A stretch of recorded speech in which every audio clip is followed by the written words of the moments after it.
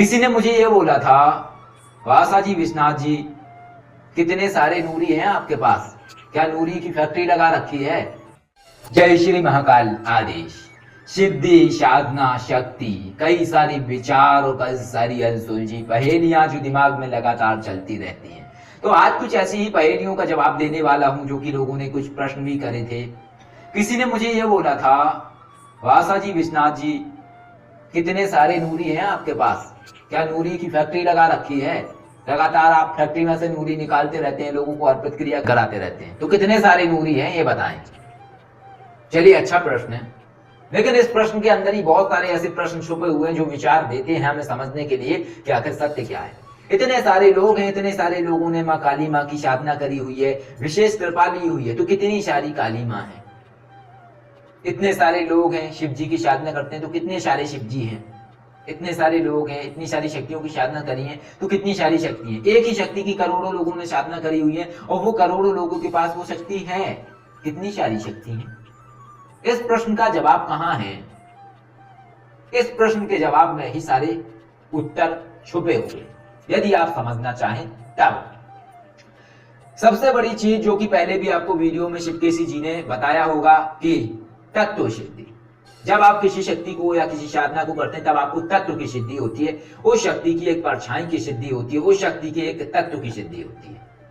मंत्र अलग अलग होते हैं और वो तत्व क्या है? छाया।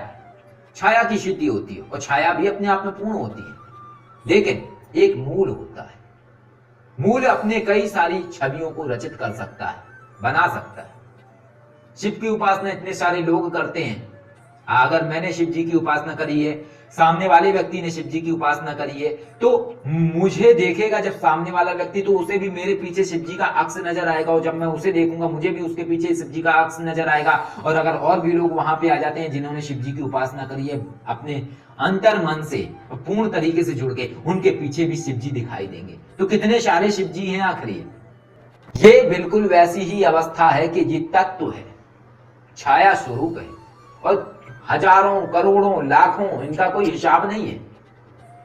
और इसी तरीके से एक और आपके दिमाग में ये बातें आती होंगी कि जैसे कोई व्यक्ति बोलता है कि किसी हमारे परिवार के सदस्य के ऊपर किसी तांत्रिक ने शमशान काली छोड़ी थी, फिर हमने बाबा जी से मिले, बाबा जी ने क्रिया करके नारियल में शमशान काली को बंद कर दिया, बंद करके शमशान में गाड़ दिया, फिर हमारा वो परिवार का सदस्य ठीक हो गया। तो क्या किसी बाबा जी के अंदर इतना सामर्थ्य है कि वो शमशान काली को चला ले? और दूसरी चीज, क्या किसी बाबा के पास या किसी व्यक्ति के पास इतना सामर्थ्य है कि वो शमशान काली को बंद कर दे?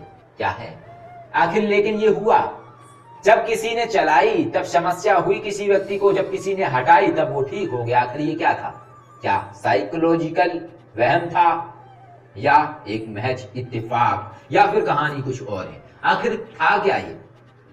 तो इस प्रश्न का भी आज मैं जवाब देता हूं। आज आपको इतनी बारीक चीजें बताने वाला हूं इस वीडियो में जो आपके अंदर प्रश्न आते होंगे लेकिन आपने कभी पूछे नहीं होंगे। तो ये तत्व है, परछाई है। और जैसे कोई गलत तांत्रिक है, गलत व्यक्ति है, गलत शक्तियों का जिसको आप बोल सकते हैं ब्लैक मैजिक करने वाला व्यक्ति, अगर किसी ने ऐसी शक्ति को वचनबद्ध करके उसके एक तत्व को या एक छाया स्वरूप को सिद्ध करने के बाद उससे गलत कार्य लेता है, तो उस शक्ति को वशीभूत होके वो कार्य करना ही पड़ेगा। लेकिन वो शक्ति इस बेस पे चलेगी कि अगर छोटी सी भी वो व्यक्ति कोई चूक कर देता है तो वही शक्ति उसकी भक्षक बन जाएगी। ये होता है। लेकिन अगर वो गलत है तब भी शक्ति चलेगी, और उस पर निर्भर करता है कि सामने वाले के पास शक्ति कैसी है। अगर नहीं है तो वो अटैक करेगी। गलत व्यक्ति ने शमशान काली के प्रतिरूप को उसके ऊपर चला दिया, और दूसरा बाबा जो सही करने वाला व्यक्ति है, सही व्यक्ति है, उसने उस तत्व को, उस छाया को नारियल में बंद किया, बंद करने के बाद जमीन में गाड़ दिया, और जैसे ही जमीन में गाड़ा नारियल खाली हो गया और वो तत्व जाके अपने मूल में विलीन हो गया। यानी ये एक खेल है, एक लीला है, ये एक माया जाल है। इसी तरीके से नूरी है। कई सारे लोग बोलते हैं मैंने बहुत सारे नूरी कराए हुए लोगों को, लेकिन ये जो नूरी है, ये सारे नूरी अपने आप को डिवर्ट कर सकते हैं, अपने आप को बांट सकता है, अपने आप को विभाजित कर सकता है।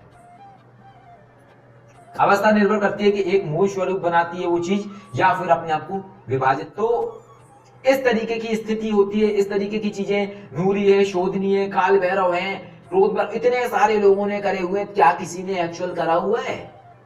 एक्चुअल कैसे हो जाएगा?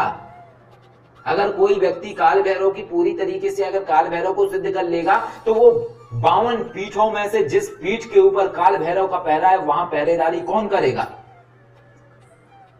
52 पीठ हैं और 52 भैरव हैं और हर पीठ के ऊपर, सिद्ध पीठ के ऊपर एक भैरव जी की स्थापना करी हुई है।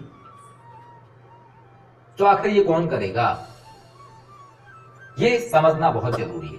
जब आप इस चीज समझ जाएंगे तब आपको समझ में आ जाएगा। जिस व्यक्ति ने भी काल भैरव, क्रोध भैरव, शर्व अवतार, किसी भी अवतार, किसी भी शक्ति की उपासना करी है, उसका एक तत्व उसके पास है। और जैसे जैसे वो व्यक्ति अच्छा होता जाता है, उसके अंदर ज्ञान प्रकट होता जाता है, वो तत्व बनता चला जाता है, यानी कि वो छाया पूर्ण होती चली जाती है धीरे धीरे धीरे धीरे धीरे धीरे। तो इस तरीके से ये तत्व का खेल है, इस तरीके से कहानी है। शिव के बहुत सारे रूप हैं, शिव, क्रोध भैरव, सर्व अवतार, बहुत सारे, आकाश भैरव, कंकाल भैरव, विक्रांत भैरव, काल भैरव, बहुत सारे। लेकिन मूल कौन है? मूल है सदाशिव। सदाशिव जो प्रकाशमय है, जिन्हें आप परम भी कह सकते हैं, क्योंकि परम के साथ एक वही है जो निराकार स्वरूप है, जो कि शिवलिंग के रूप में आप जिनकी उपासना करते हैं। और ये जो शिवलिंग है, लिंग का अर्थ किसी ज्ञानी ने विवेचना करके बताया था, लिंग का अर्थ होता है प्रतीक यानी चिन्ह, यानी शिवलिंग यानी कि शिव का प्रतीक और चिन्ह। अब मूल और मूर्ख को तो आप समझा ही नहीं सकते, क्योंकि लिंग अगर कोई जननांगों से जोड़ रहा है तो ये उस व्यक्ति की मूर्खता है। लिंग का अर्थ प्रतीक और चिन्ह है, यानी शिव का चिन्ह, वो चिन्ह है। जैसे आप एक लोगो समझते हैं, ट्रेडमार्क समझते हैं, वो चिन्ह होता है। इस तरीके से शिव निराकार स्वरूप का प्रतीक है। तो इस तरीके से तत्वों की सिद्धि, इस तरीके से शक्तियां होती है। किसी के पास कोई शक्ति इस तरीके से नहीं होती है, उसको कोई और भी कर सकता है। इतने सारे लोग हैं, अगर किसी व्यक्ति के पास एक अप्सरा बंध के रह जाएगी, उर्वशी कर ली किसी ने, क्रोध भैरव कर लिया किसी ने, कुछ भी, अगर उसके पास वो बंध के रह गई तो वहां कौन रहेगा? जहां उसका स्थान है। ये सिर्फ छाया देती है, शक्तियां अपनी छाया देती है, एक एनर्जी है, इनके पास पावर होती है। ये अपने आप को कई रूपों में विभाजित कर सकते हैं, कई सारी चीजों में विभाजित कर सकते हैं। अगर इंसान, यदि व्यक्ति अगर अपने पंच तत्व सिद्धि को समझ गया, यदि अपने अपने पंच तत्व, पंच महाभूतों को विखंडित करना सीख गया, तो एक इंसान करोड़ों रूप धारण कर सकता है, एक ही व्यक्ति। ये जो व्यक्ति करोड़ों रूप धारण करेगा तो करोड़ों रूप जो है उसकी छाया होंगे, लेकिन वो सारी प्रतिक्रिया और सारे काम कर सकते हैं। आत्मा एक में ही होगी। और इसी तरीके से माया की विद्या होती थी जो असुरों के पास होती थी। तो आज मैं आशा करता हूं कि आप लोग समझ गए होंगे कि कैसे ये शक्तियों की सिद्धि होती है। एक व्यक्ति करोड़ों बार उस शक्ति को दे सकता है, सिखा सकता है, करा सकता है। और जिस व्यक्ति को, जैसे एक व्यक्ति को उसने कोई साधना कराई, शोधनी साधना करी, अगर उस व्यक्ति की कोई साधना खींचना चाहे या खींचता है या कोई भी शक्ति खींचता है तो वो शक्ति चली जाती है। उसका मतलब ये नहीं है कि सभी लोगों की शक्ति वो बंद हो जाएगी। तो ये तत्व है, चीजें हैं, और इसी तरीके से सारी सिद्धियां होती हैं। और ये पारलौकिक संसार है, जितना आप समझने की कोशिश करते हो उससे कहीं विस्तृत है और आपकी समझ से भी पार है। और जितना समझोगे उसके बाद उतना ही शेष रह जाएगा, ये कभी खत्म होने वाला नहीं है। समुद्र जैसा है ये सारा। जय श्री महाकाल। आदेश।